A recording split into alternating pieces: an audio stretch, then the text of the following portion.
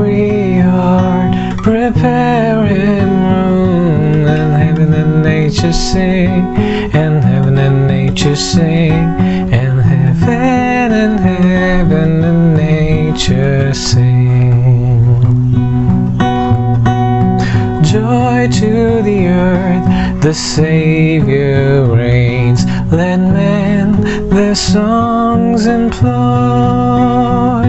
Wide fields and floods, rock hills and plains, repeat the sounding joy, repeat the sounding joy, repeat, repeat the sounding joy. He rules the world with truth and grace, and makes the nations prove the glories of His righteousness, and wonders of His love, and wonders of His love, and wonders of His love. Joy to the earth, the Lord is come. Let earth receive her King. Let every heart prepare Him room, and heaven and nature sing, and heaven and nature sing, and heaven and nature sing, heaven and nature sing.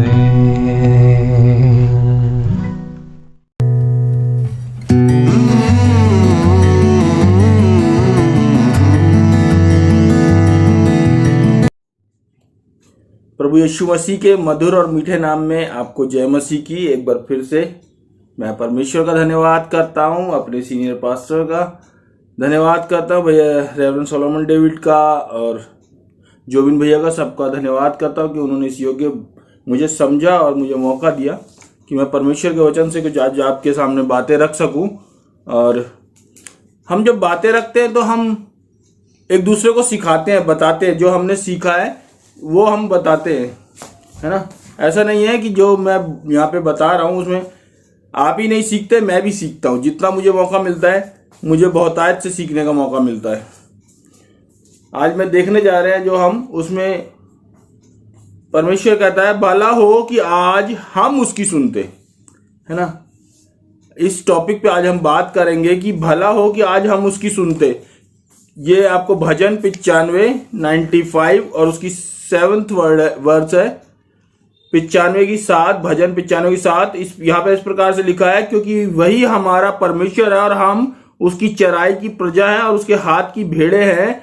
भला होता कि आज तुम उसकी बात सुनते। इसमें लिखा तुम, यानी कि हमें बोला जा रहा है, तो मैंने इसे तुमको हम कर दिया है कि भला होता कि हम आज उसकी बात को सुनते। क्या भला होता, कह रहा हूं मैं कि भला होता, मगर क्या भला होता अगर हम उसकी बात को सुनते। तो वो हमारे बोझ को क्या करता, वो हमारे बोझ को, जितने लोग हम बोझ से दबे हैं, बहुत तरह के बोझ है हमारे पास नौकरियां नहीं है, हमारे पास काम नहीं है, किसी के पास घरेलू परेशानी है, किसी के बच्चे के लिए रिश्ता ढूंढना वो परेशानी, बहुत तरह की परेशानियां हमारे जीवन में है। हमारे जीवन में ऐसे बहुत तरह के बोझ हैं। वो सब बोझों से हमें क्या देगा, विश्राम देगा। मत्ती 11:28 हमें बताती है, हे सब परिश्रम करने वालों और बोझ से दबे हुए लोगों, मेरे पास आओ, मैं तुम्हें विश्राम दूंगा। क्या दूंगा, विश्राम दूंगा। कब देगा, जब हम उसकी सुनेंगे।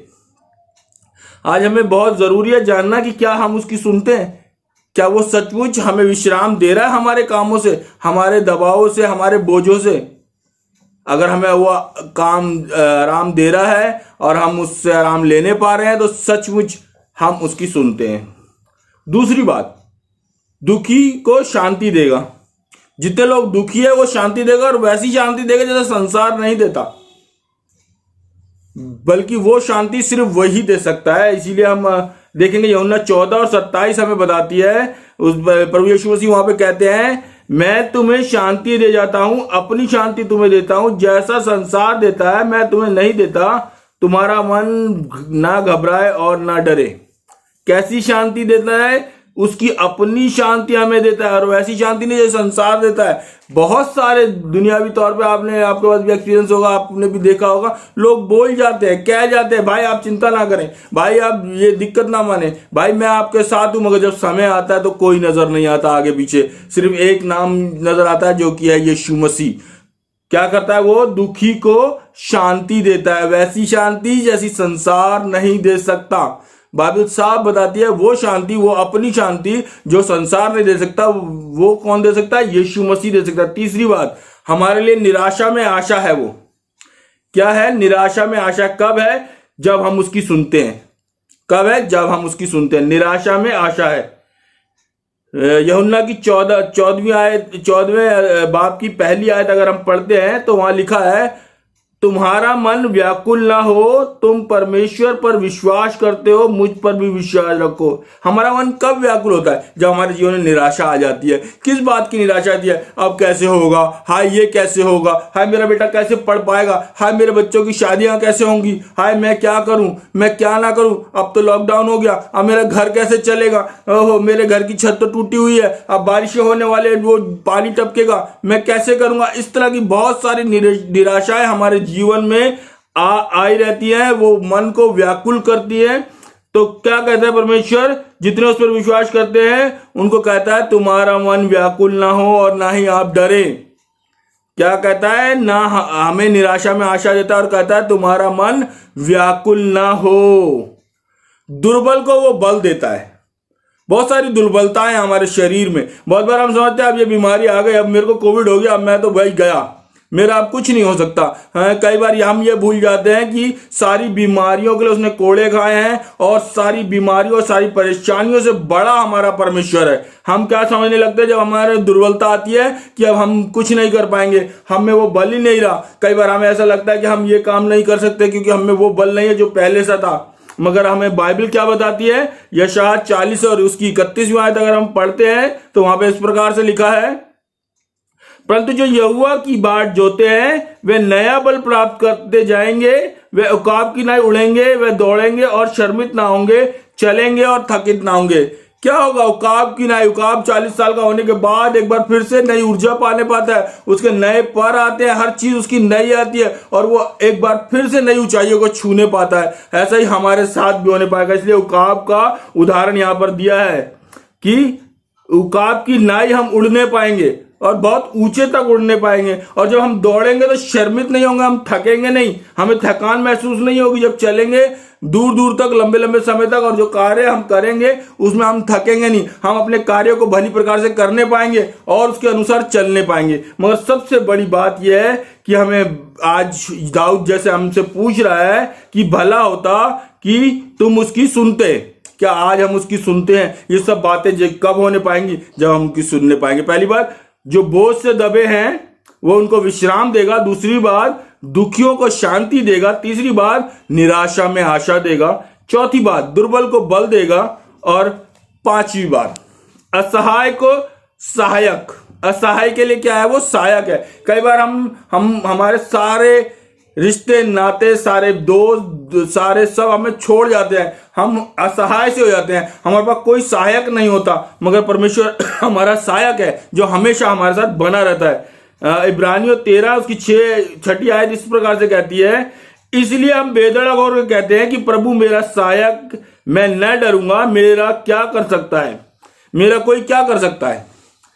कौन है हमारा सहायक? यीशु मसीह है। हमें डरने की जरूरत नहीं है। बहुत बार हम बहुत तरह की बातों से डर जाते हैं, हमारे अंदर असहायपन आ जाता है। हम सोचते हैं शायद अब कुछ नहीं हो सकता, अब तो हमारे लिए खत्म हो गया, सारे दोस्त यार हमसे दूर हो गए, शायद हमारे रिश्तेदार हमसे दूर हो गए। मगर अगर हम उसकी सुनते हैं तो वो हमारा सहायक है। हमें डरने की जरूरत नहीं है। भाई साहब बहुत बार एक आयत पढ़ते हैं, रोमियो 8 और उसकी 31, उसमें इस प्रकार से लिखा है, उसमें इस 8 और 31 में इस प्रकार से लिखा है,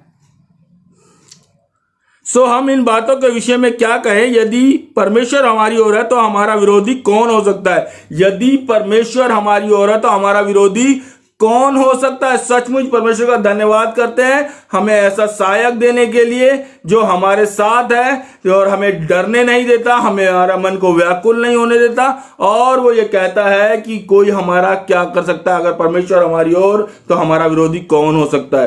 परमेश्वर का धन्यवाद करते हैं बड़े बड़े वायदों के लिए और हमारे साथ रहने के लिए। भटके हुओं के लिए वो मार्ग है। यीशु मसीह क्या कहता है, मार्ग जीवन और सच्चाई और जीवन मैं ही हूं।